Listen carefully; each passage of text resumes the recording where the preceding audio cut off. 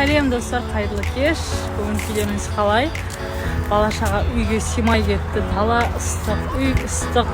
Кешкі салқынмен ойнайтын жерге алып келдім бала-шағаны. Сәлем достар.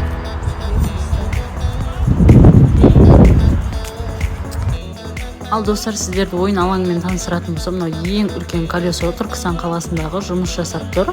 Ешқандай қорқынышты емес. Мына жағында талдар өсіп тұр. Біз кешкі салқында келдік. Погода өте әдемі болып тұр. Су шашып тұр. Мына жақтар дүңгіршектер, ойыншықтар сатады, ойын алаңдары. Және де мынау шулы автопарк. Бұл жерде үнемі очередь көп болады. Бұл жерге үнемі отыра алмай кетеміз.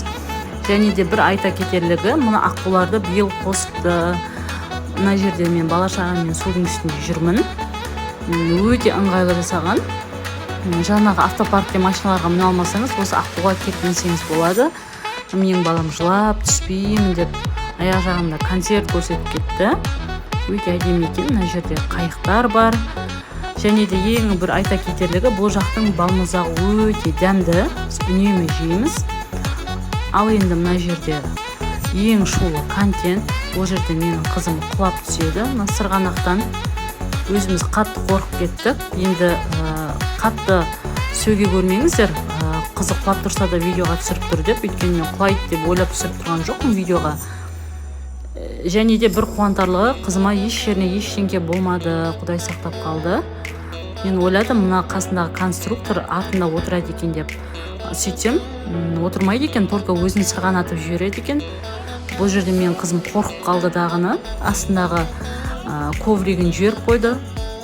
Содан сырғанап мына жағына қарай түсіп кетті қызым. Аллаға шүкір, қазір жағдайы жақсы, еш жеріне ештеңе болған жоқ. Бірақ дегенмен де біз қатты қорқып қалдық. Мына жерде 7 жастан жоғары деп айтты.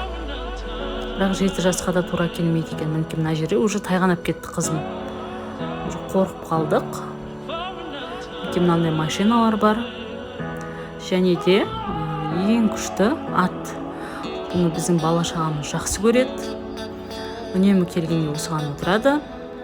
Видеоның соңына дейін көргендеріңізге алғысым шексіз. Мен YouTube каналыма тіркеліп, лайк басып, комментарий жазуды ұмытпаңыздар. Алда әлі талай блогтар түсіретін боламын. Бұл менің ең алғашқы блогым. Енді қатты профессионально түсірмесем де, сіздер үшін барымды салып түсірдім. Және де озвучка жасадым. Видеоның соңына дейін көргендеріңізге үлкен алғысымды айтамын.